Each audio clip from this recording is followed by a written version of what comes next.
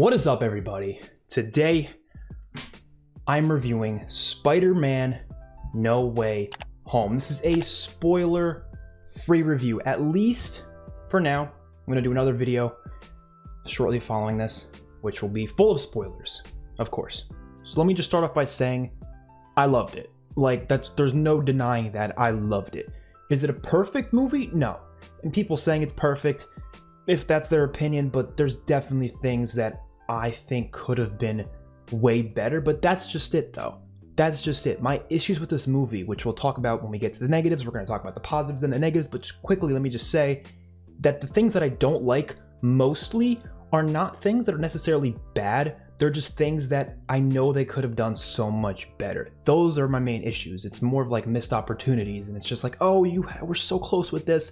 It's not necessarily that they did anything wrong. They just didn't do it as good as I was hoping. So that's a good sign. That's a good sign if your main issues with the movie are just that the things that are good are just not as good as you wanted them to be. You know what I mean?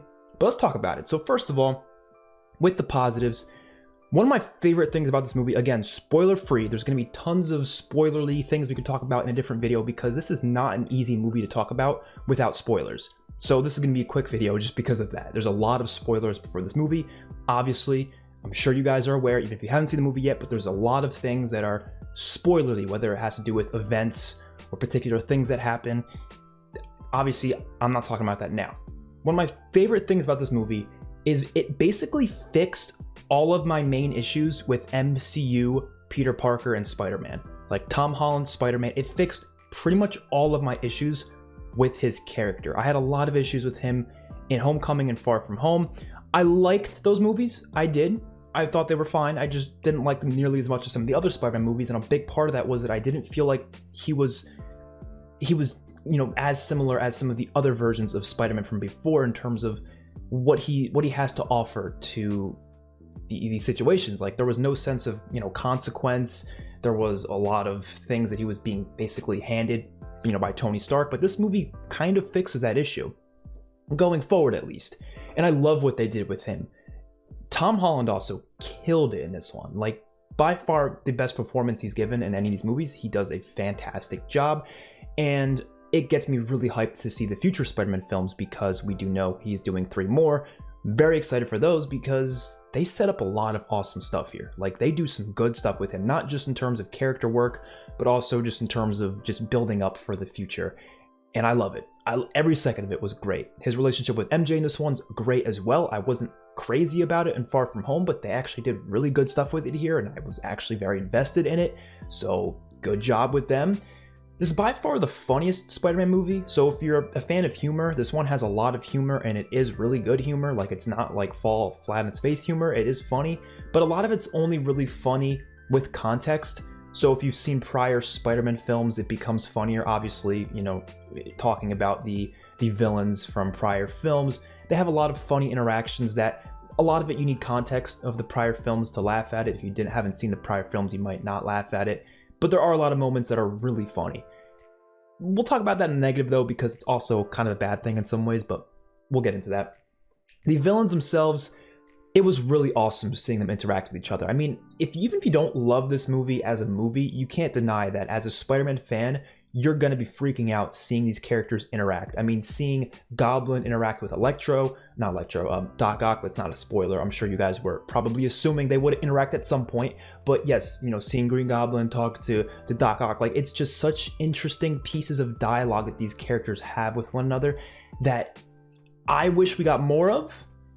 But for what we got, it was awesome just to even see them talk to each other at all. Like, I've never in a million years thought we would ever see that, but the multiverse allows you to do anything. And in terms of Green Goblin, I would say he's better in this than he is in the first Spider-Man. Like, I love Green Goblin in the original Spider-Man, but I think Willem Dafoe does just something so great with him in this one. He's definitely the standout of this movie. Even Electro, Jamie Foxx's Electro, I like him better in this one than The Amazing Spider-Man 2. He's very different though. Not in a way that doesn't make sense though. It's not like it's inconsistent. It actually makes sense why he changes in this one, just based off of his character growth from The Amazing Spider-Man 2. And I really like how he carries over to this one a lot. Doc Ock, I will say, I don't think I like him more than I did in Spider-Man 2. He was just such a fantastic villain in Spider-Man 2. It's hard to, compare, but he was still good here. Like, I still enjoyed him here. And the other villains we'll talk about in the bad. We'll talk about the other ones in the bad. A lot of fan service in this movie. Not bad fan service. Most of it's great. It's stuff that you would love to see. Again, a lot of fan service that I can't talk about right now, but there's a lot of awesome stuff there that will get Spider-Man fans freaking out. Even fans, people who aren't that big into Spider-Man and they just generally like the movies, you're gonna love a lot of this movie just from what they do. Very emotional of a movie as well. There's a lot of emotional moments that do get you teary-eyed, which is great. A lot of high stakes. Like, the consequences are big here. It's not like Homecoming or Far From Home. Well, Far From Home had, I guess, bigger stakes, but it wasn't nearly as big as what you see here. Like, the stakes here are huge. They're monumental. It almost makes me question why the Avengers didn't, come in to do something here, because there was some crazy stuff happening in this movie that makes me go, holy shit, like, the consequences of this are gonna go on for a while. And they likely will. Obviously, Multiverse of Madness, the next Doctor Strange, it's probably gonna continue on to this, sort of, in the multiversal concepts. And that's good. That means this movie has a big impact on the MCU, and that is what I kind of wanted. I wanted these movies to have bigger consequences and bigger stakes, and this movie does that. Even with the characters surrounding Peter, like, no one's safe here. Everyone's in danger, and Peter knows that. Peter knows even just being around them is in danger, which is a big theme in Spider-Man, and I love that theme being present throughout all these movies, where it's like, you shouldn't be around me because there's people who could die around me, and it makes, Peter kind of troubling to get close to people because of that, because he knows they could die at any moment. And they do some interesting stuff with this, and I just love what they did with it. I do. The visuals were great as well. CGI, it's on point. I mean, it's a Sony movie, Disney, whatever. They know what they're doing. High production value. The budget's huge. Some really great action sequences. It's a great, great, great movie. The last positive I have is the theme of responsibility was highly present in this movie, which is it's Spider-Man. Like, that, literally the theme of responsibility is the entirety of the Spider-Man character. Very present in this movie. There are big consequences. Obviously, you know this from the trailers. Peter fucks up big time with the whole Doctor Strange spell. He messes up big time. And the consequences of that are shown in this movie. There are big consequences, and he does learn from it. He does, and that's exactly what I think they needed for this character, because I feel like in prior films there weren't as much consequences to a lot of his actions. It was just kind of like, oh, whatever, he's a kid, he fucks up. But this one, it was like, no, he feels what he did, and it causes a lot of things to happen. And I love the way it plays out. I love what it did for his character. Like I said in the beginning, they basically fixed my issues with MCU Spider-Man, so that's awesome. That's great. But there's bad things about it. There are bad things, and some of the bad we can't talk about until we get to the spoiler review. But the main thing that I am angry about is that I want more.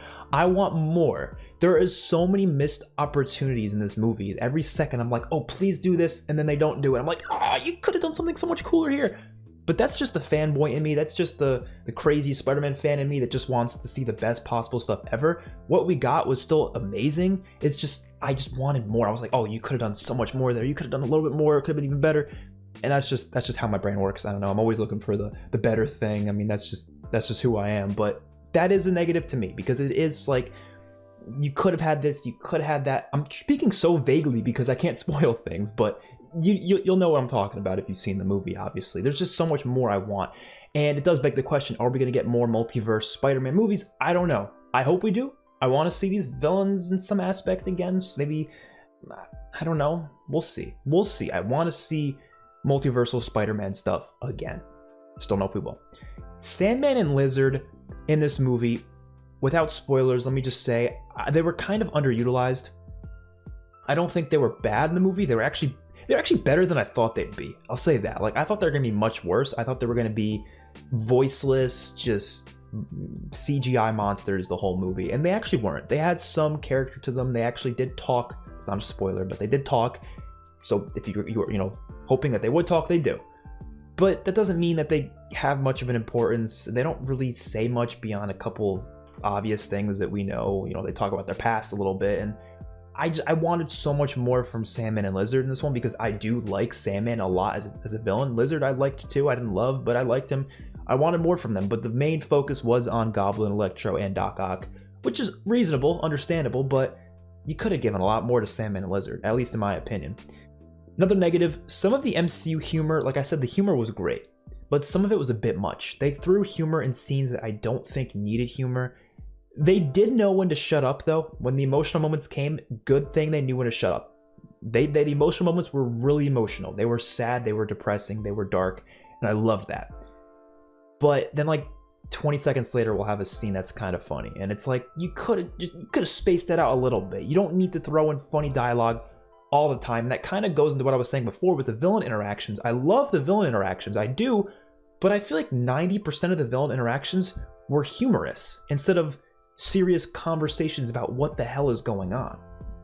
It was a lot more humor, and I almost kind of got annoyed by some of that humor. I was like, okay, can we get some more serious convos here? Maybe I'm just a boring person, but that's just how I felt. I was dying of laughter from pretty much everything they were saying to each other, but then I'm just like, okay, can we get some serious stuff now, please? And they had some, just not enough. That was my issue. And I did praise the CGI before from being really good, which it was, but I do think they overused CGI here. There was definitely some moments where I felt like they used a lot of CGI, and it was like you could have probably made that practical, but whatever, it's not a big deal. It would still look great regardless, but I feel like it's only going to look good on certain televisions. Other TVs, it's probably going to look like just a bunch of flashy lights, and you're just like, what the hell? Because there's a lot of CGI, a lot. And I do like when you kind of mix more practical stuff in there, but it was good CGI, so it's okay. Fan service, that was in the positive, but there's also a negative side to it. There was some fan service that kind of bothered me, because it's like, okay, we get it. So I did say this in my video the other day where I was talking about my excitement for the movie and some of my worries. One of my worries was that they were gonna do a lot of over-the-top fan service, like repeating lines from prior movies. A lot of old lines come back, but it kind of gets annoying in some scenes because it's like so forced. It's like, you did not have to say that quote right there. You did not have to say that quote, but you only said it because you wanted the fans to laugh and be like, oh, that quote, I remember that quote. And it's like, we don't need to hear that. We don't want, it's funny, it's a callback, but it's like, did they really have to say that? It's like, because it feels so forced. They feel less like characters when you do that, and they feel more like actors just speaking. You know, they're great actors, but it's hard for me to take them seriously as characters when you know no normal person would repeat that exact same quote again, just like that. I just don't think people would. I don't know. That's just on me. And my last negative, which is a positive and a negative, because it's like, there's a lot of positives and negatives in this movie that can go both ways. Because like I said, it's a very great movie. It's just things that I wish were just better.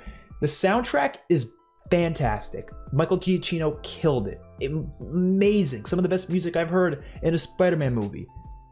But he didn't bring back as many old soundtracks as I was hoping. I wanted a lot more of those OG villain themes to come back, which some of them did.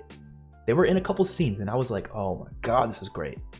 But then I was like, wait, that's it? Only 10 seconds of that song? I wanted like the whole song to play out for the whole scene or something, you know, like they would when they were in the prior movies. And I know it's just there to be a callback. It's not there to overshine original music. Of course, original music is definitely something that is more important because it's, you know, new to the movie, it's unique to the movie, but I like motifs. I like when these villains have motifs, and I wanted to hear more of it, but we didn't get more of it. We got little glimpses of it here and there. And the last negative, I said that was last negative, but one more thing. Goblin, and this isn't a spoiler because they showed it in trailer, I wish Goblin kept his Spider-Man 1 costume the whole movie. I kind of do, because his new design isn't bad, but it is nice to see Willem Dafoe's face. But I just like that old suit, and I kind of wanted to see it at least a little bit, and we didn't really see the old suit that much, unfortunately. But that's really it. That's all I got to say for the non-spoiler review. Gonna upload another video talking about spoilers really soon, as I can, and that'll be fun because there's a shitload to talk about with that one, probably gonna be double the length of this video. So let me know your thoughts of this movie. For a score, for a rating, I'm gonna give it a 9.5 out of 10, which is really damn high. It's not my favorite comic book movie ever. I'm gonna rank them soon in a tier ranker on a live stream next week, so definitely be on the lookout for that. But that's a really high score. This is a fantastic movie. This is a fantastic Spider-Man movie. This is a fantastic MCU movie. And it builds up a lot.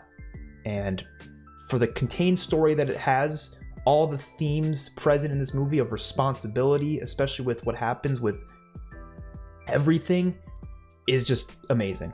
So that's gonna do it for this video. Hopefully you guys enjoyed. I will see you on my next one. Peace out.